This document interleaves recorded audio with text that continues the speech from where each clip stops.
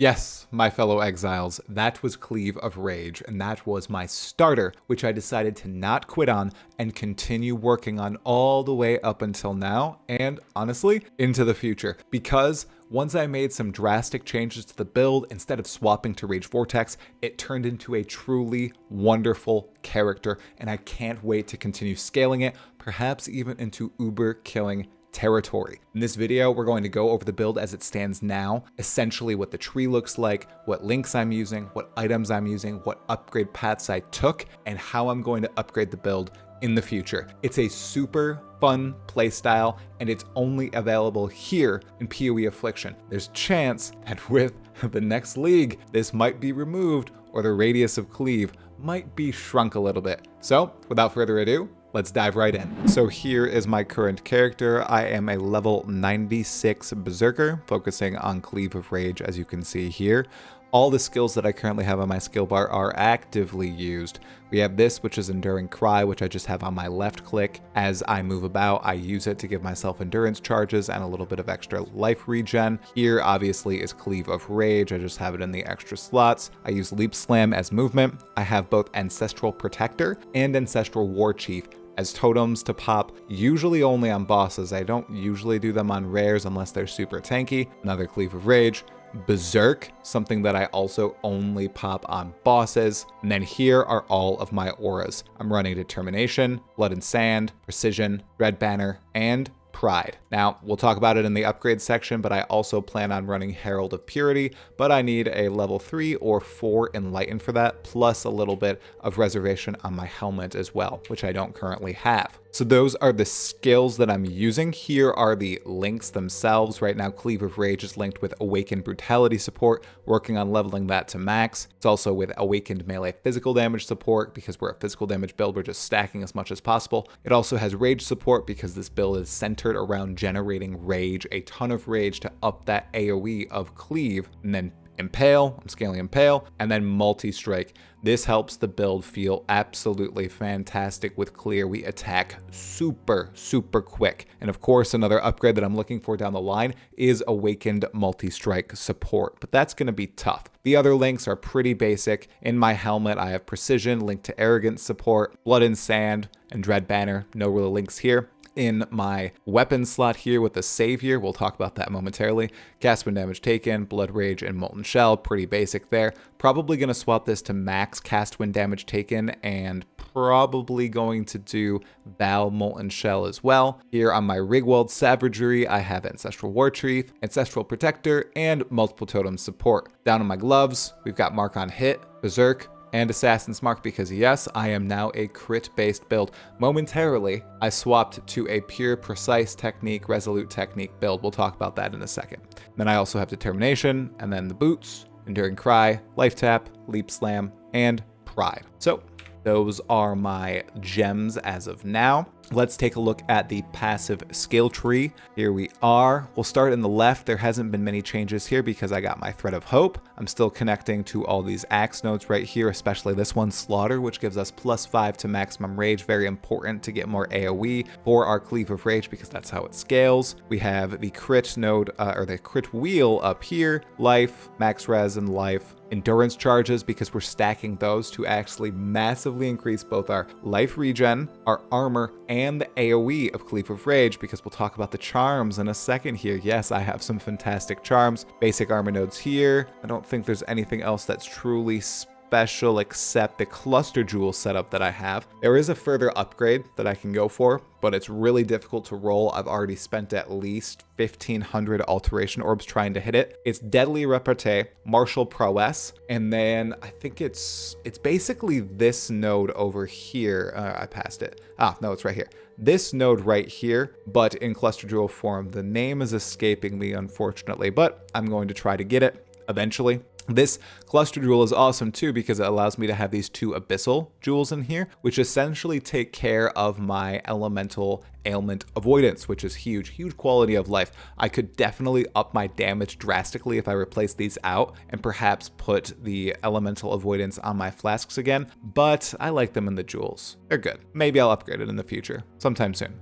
As we go on over here, the other thing that changed, of course, is now we're using endurance charges to really get more damage and life regen. So that's huge there. We also have, we got a Watcher's Eye right here, which we got later. That gives us 8% additional physical damage reduction while affected by determination, which is awesome. So that really helps with our defenses. I don't think there's anything else fantastic here to point out. Let's go to this tree right here. We have Rite of Ruin, that's the same. Tons of rage, tons of damage, and then Flawless Savagery. So right now this helps us with the crit. We swap back into this after we were with Warbringer for a little bit. I'll talk about that again in a second. We're probably going to go to Blitz eventually once we get a ton of crit scaling, but right now our items still aren't maxed out essentially. Now, speaking of our items, let's take a dive into them. Now, we were not crit for a bit there. When I released my video last week about how I was struggling with Cleave of Rage and it just wasn't feeling good, I had two big problems. One, I was dying an absolute ton, and two, I wasn't dealing as much damage as I thought I should be. I was struggling to break into reds. So I did two things because I had really crap gear at that point. One, I swapped to Resolute Technique and Precise Technique, so we got rid of crit scaling completely for a little bit of time there. That helped a ton. It increased our damage, and then we upgraded our items as well to focus fully on survivability. My tree that I just showed you, I guess I should go back to it, actually looked quite different while I was in that mode. We actually were all the way pathed down here. We took this node right here, this entire wheel, and then we pathed up, got Precise Technique, and we also took the Spell Suppression Mastery wheel right here too. So we were very defensive because also in addition to that, I got spell suppression on all of my gear. We have 14% on our helmet, 18% on our chest, 14% on our gloves, and then another 5% with the Eldritch Implicit. Nothing on our boots yet because they're pure armor, but that brought us with the wheel to almost 100% spell suppression. Instantly, felt so much better. Wasn't dying, was able to progress quite handily through the 90s just with those defensive layers. In addition to that, I of course found those Abyssal Jewels, made that Cluster Jewel, and it took care of my elemental stuff completely. Now, the other thing that was pretty big was getting the 6% of physical damage from hits taken as fire and then lightning here. And then on my helmet, 7% of physical damage from hits taken as cold too. And then with max res, that greatly helped with survivability and getting that Watcher's Eye that gave me an additional 8% physical damage reduction. All of that helped hugely instantly once I swapped over, and then I slowly started putting in auras too. That helped, of course, determination, dread banner, all that stuff. And once I was able to clear through tier 16s with that setup, I made a ton of currency. I had some luck. I swapped to Eater Altars just for the challenges, and on my first map, I got the Divine Altar, and I dropped 9 Divines, which is just phenomenal. So I was able to afford a bit of an upgrade. So let's look at the items themselves that I'm using now, and remember, I am crit-based. Number 1 is the Savior. That's right. You saw it in the little preview at the beginning of the video. I have the boys with me, and yes, they get the scaling of Cleave of Rage as well. They get all the benefits of Rage, but they can't generate Rage themselves. That doesn't matter. We're generating more than enough of these reflections ourselves because our crit rate is around 30%. Totally fine. They are awesome. Not only do they deal a substantial amount of damage from my point of view, they also add a huge amount of quality of life when mapping, especially in the Wildwood thicket. They take care of the trash that might instantly just come in one shot you after you've super juiced a map, and it is wonderful. They'll chase down little enemies when you're mapping or when you're talking to Elva trying to go into a temple.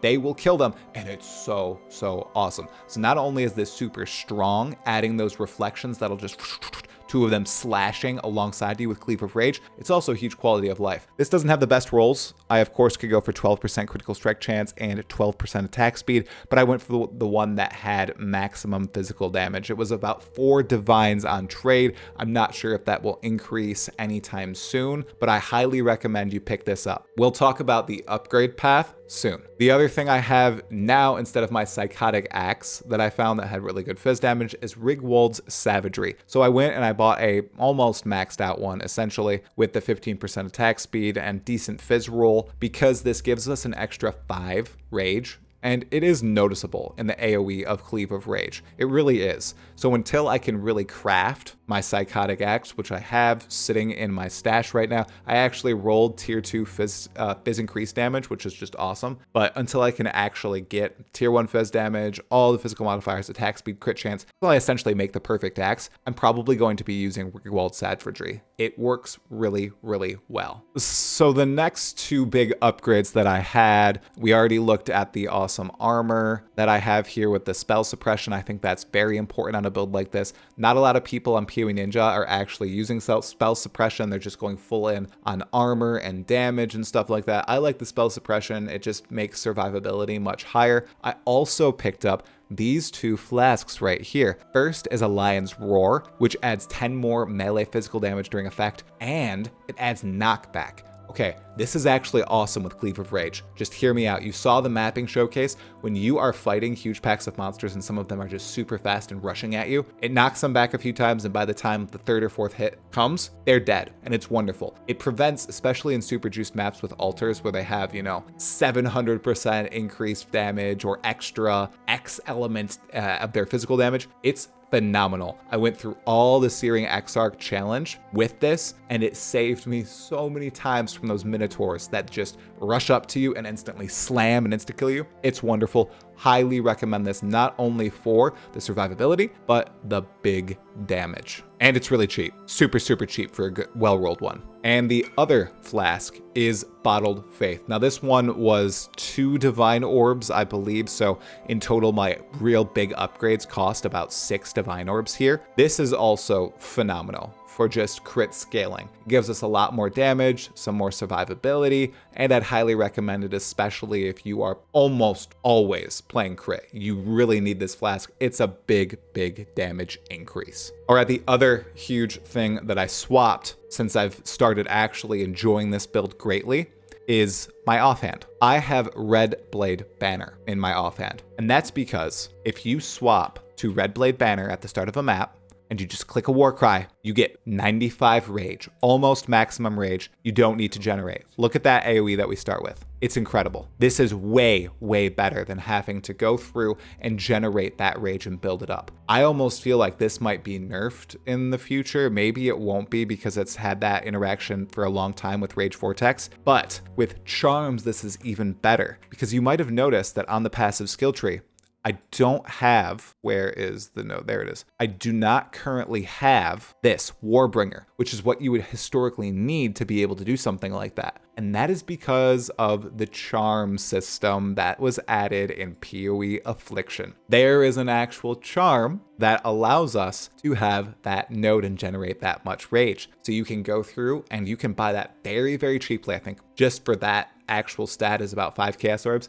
but you can get it with plenty of other excellent combinations for the build. So obviously I am a Primalist of the Wildwood. Let's look at the charms that I have for this character because it works super, super well. The first one is a Champion's Lupine Charm of the Slayer. 2 things. Banner skills have no reservation. Awesome. That gives us Dread Banner, which allows us to have more Impale. Awesome stuff. Great, great, great. And then 2, cannot take reflected physical damage. This is just pure quality of life, honestly. It means I can do all reflect maps. It's phenomenal. I don't have to worry about reflect in the slightest. I just roll, reflect, or I just roll physical damage reflect. I'm like, oh, that's awesome. Easy mod. Walk in, chill. The next charm we have is melee hits have a 13% chance to fortify and 6% increased area of effect per endurance charge. So again, phenomenal. This gives us fortify. It saves this entire wheel in the tree that we would otherwise need to have, or a support gem essentially, and makes us take far, far less damage, which is just phenomenal. It's saving us a ton of points on the passive skill tree or an entire gem slot. And then the second thing, 6% increased area of effect per endurance charge. That essentially means once we build up our endurance charges and the maps themselves, our cleave is huge. It's essentially the entire screen, everyone, as you saw in the beginning of the showcase. It's just awesome to see, and it almost feels like a ranged skill, even though it's melee, and it looks way cooler than anything that is ranged. The final charm that we currently have is a Berserker's Ursine Charm of the Berserker, very well named, and this is where we get our war cries, allowing us to generate an instant 95 rage using Red Blade Banner, which says that our war cries always have infinite power. And then 5% of leech is instant. That stacks with our 10% of leech is instant that we get from down here. And that's just phenomenal. It really helps with our survivability when we're mapping or facing bosses. It's huge. I love the charm system. It's allowing me to essentially play this build because without it, I would have to get these nodes either on my armor, spend a ton of points in the passive skill tree, or do something else. And that reminds me, I actually need to change the implicit on my Triumphant Lamellar because I just got that charm recently and it's wonderful, but I can change the Eater of Worlds node to actually be far more powerful because I don't need the Fortify from the item anymore. So where exactly does the build go from here? Well, there are a few layers of editing that we can do to actually greatly improve both our damage and survivability. So number one is upgrading this weapon. I know that it seems awesome, right? And it is, but if we want a lot more damage, we can do so by getting a Paradoxica with an Impale roll, increased physical damage roll, and an increased critical chance roll. Now, if we get that, that also means that we have to account for the dexterity that it costs. Because Paradoxica requires you to have about 212 dexterity, we are not even close to that. So if I want to use Paradoxica, I'll need to make some drastic changes not only on my tree, but on my items as well. Especially, I think, my amulet. I'll need to get dexterity on my amulet, probably on a helmet, and probably on boots, because I am way, way under where I am right now. If we also decide to go for Paradoxica, we'll probably also path down this portion of the tree and get not ambidexterity, or maybe ambidexterity. No, not ambidexterity. We wouldn't get that, but we'd go up here, into here, and we would get Twin Terrors. This greatly increases our critical strike chance while we're dual wielding, and if we have a Paradoxica, I think that would be the path that we would take. I don't know if I'm going to upgrade to Paradoxica though. The one that I specifically want is the 10 Divine Orbs, and I don't know if I want to spend it there, especially if I'm doing so well already. I think the only bosses that I can't really fight right now are the Uber bosses. Next upgrade, of course, as I said before, is just a better cluster jewel. There aren't any on trade right now, and I've spent so many alteration orbs trying to roll this one right here. I think it's in Wicked items. Yeah, right here. So I need 3 different specific passives on it. I'm just not getting them. It's a huge increase in damage, but it's very, very difficult to get. The chances are almost none, but I'm going to keep using my alterations on it anyway. The third and final immediate upgrade that I can currently see with this build is making an amazing Psychotic Axe. So currently we're using Rigwald Savagery because it gives us 25 maximum rage. That's essentially the only huge benefit. If we can get good rolls on this axe here, and by good rolls I'm meaning insane physical damage, decent attack speed, and then something to do with critical strike chance, we're switching to a Psychotic Axe. We can lose the 5 rage. Our AoE for Cleave of Rage is already insane, as you've seen. If I can get awesome rolls on this, then I am 100% swapping over. So that's my other project that I'm working on alongside trying to roll that wonderful, wonderful cluster jewel. Mini upgrades that I can make here, of course, is getting spell suppression on my boots instead of what I have now. I can swap around the Eater of Worlds implicit, as I said before here. Additionally, I've seen some people on PoE Ninja using Bramble Grasp or whatever the Blight unique amulet is to get 4 amazing anointed notables on it. So I might want to try to do that as well to get these ones right here. So instead of using this jewel right here, I could just get Lust for Carnage, Slaughter, Cleaving, and is there another one? No, there's not another one. Just those 3 at least, and then some other random one on that amulet and save a ton of skill points and give myself some more crit multi, critical strike chance instead of using a Thread of Hope. At the absolute apex of improving the character, I can also go for a Forbidden Flame and Forbidden Flesh jewel for, I think it's the Juggernaut's Unyielding node, which would hugely increase my defensive capabilities. I don't think there's any way that I get there at all. I'll try though as I work my way to the 40 challenges. As you can see, I'm at 17 out of 40 challenges, but a ton of the challenges are super easy and a lot of them are super close to complete already.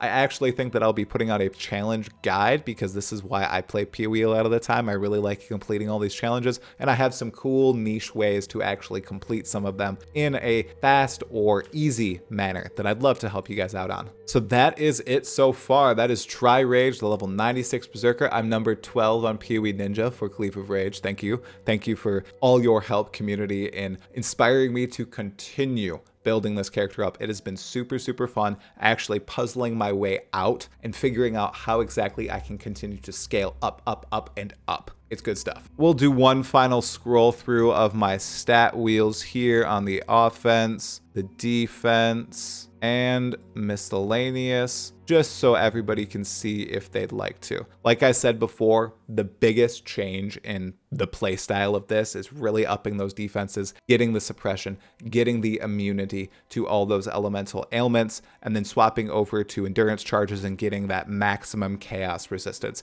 It has been huge for the build, and it's far more enjoyable when I'm not constantly dying and I can just blast through maps. What's even cooler is that I'm currently at the level where I can actually just go into the Viridian Wildwood at the start of the map, kill everything possible, find all the wisps possible, and actually go through the map afterward and kill everything at a pretty speedy pace. It feels super good, and I do like the progression there. At the beginning of the league, oh man, I thought I would never be able to do it, and I was very, very wrong. And it felt really good when I was finally able to just zoom into the Viridian, pop out, kill all these monsters, see those puffs of purple, yellow, and blue. It's very, very pleasing. And that's why you want to go for the tier 4 gloves. They have that effect on kill. All right, everyone, we are going to pull I'm going to say it's a Captain Lance, but I'm sure a lot of other people do this as well. We're going to end the video with a run through the Maze of the Minotaur map. Unfortunately, I already have the Maven witnessing it, so there won't be any Maven watching this actual fight. We need to re-roll it though, because it had some crazy modifiers on it for me. I think that's actually fine. Ignites, yeah, that's good.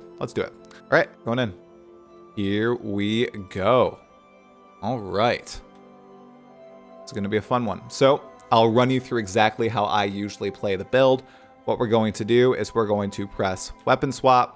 We're going to click Enduring Cry, and bam, 95. I am not going to go, I know I just said I can go into the Viridian Wildwood, but I am not going to with the Maze of the Minotaur, because if I get the Minotaur empowered, I will be doing this video forever. I mean, maybe that would be kind of funny if I do a little bit of a compilation of me hitting on the Minotaur for literally ever. You can see my boys clean up everything that I don't get. I love it. It's really good. We're cracking through stuff. You're not as zoomy as something like Lightning Arrow, but it feels good. Look at that AoE. And you can scale that further if you want to. I don't think there's a need to, but you can. Also notice that our life is almost never dropping because we have the instant leech, we have 75 chaos res, we have the endurance charges, we have max res. There are very few things that can hurt us. It's usually those on-ground effects that kill me. I should be like level 98, honestly, everyone. Those on-ground effects late at night are my absolute bane. It's just horrible. Oop, Divine Altar? Divine Altar? No, we're not going to do that altar. No blinding from the Minotaur. Don't want to risk it. Don't want to risk it at all. Could be absolute horrendous. Yep, my flask right there. Don't want to die to corrupting blood or anything like that. It's also very important. That's something that I don't have complete immunity of. I have to actually use my health flask. Gloom Shrine, I'm not going to use that because I don't want to inaccurately showcase the build. Oh my goodness, my favorite. Those have also killed me a few times. All right, so we've got Minotaur here, just in case he does one-shot us. That would be funny. All right, there he is. Ready? Let's see the damage. All right.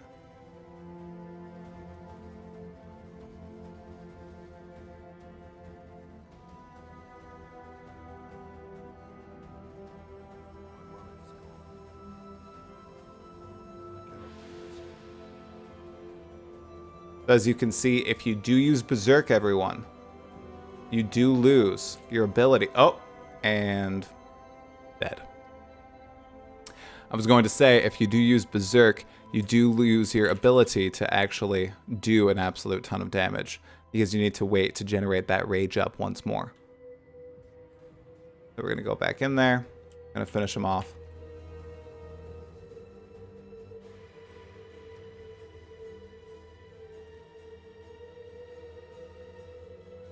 Keep hitting him.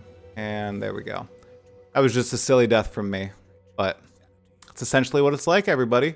It's decent. There's still a lot of room to scale. I do not have almost any crit multi, as you can see here. Let's actually go to a Cleave of Rage. It's just at 262 right now, 27% chance to crit. A lot of upgrades we can do. I'm looking forward to continue scaling this, knocking up all the way to level 100, and I hope I inspire just a few of you to try out Cleave of Rage, because truly it is a super fun skill, and I hope that PoE and GGG continue to add variations of these transfigured gems that allow us to do just this. Create builds that were never before even feasible in the history of Path of Exile. Anyways, that's all for this video. Talamoana, Exiles.